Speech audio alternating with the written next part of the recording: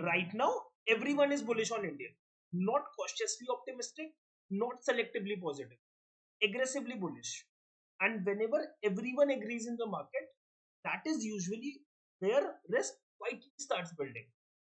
India can be a great economy and still be a difficult market.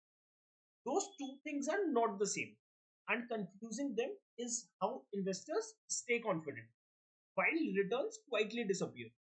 Let's be honest, India has everything investors want: strong GDP growth, young demographics, rising domestic participation, stable political and economic direction.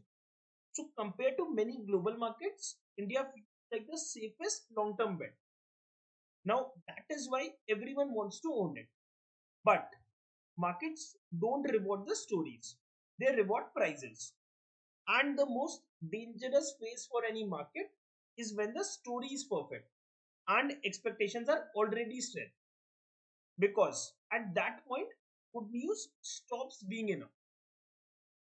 Indian equities are trading at a premium, not a small one, a meaningful one, compared to their own history and compared to other global markets.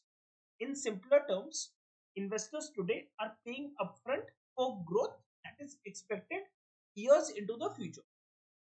Now, here is the uncomfortable truth: the best looking markets often produce average returns, not because they fail, but because they were already priced for success.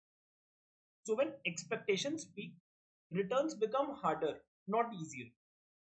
Global investors don't ask, is this country great? They ask, how much am I paying for this greatness? That is why money rotates, even when nothing is visibly wrong.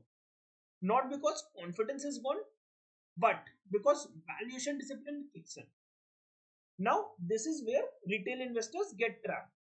When markets don't fall, people assume risk does not exist. But expensive markets rarely crash suddenly. They underperform slowly, month after month, year after year. And that is far more frustrating than a correction. In expensive markets, optimism stops working, discipline starts working, stock selection matters more, time horizon matters more, risk management matters more, blind buying becomes dangerous. So let's be clear: India is a strong long term story, but today it is also a market where prices leave little room for error. That does not mean you avoid India, it means you stop treating it as an easy money. The biggest mistake investors make is assuming the most loved market the safest. In reality, that is often where expectations are highest and patience is tested the most. If you want to understand markets without getting carried away by the narratives, do subscribe. This channel is built for that kind of thinking. Thank you.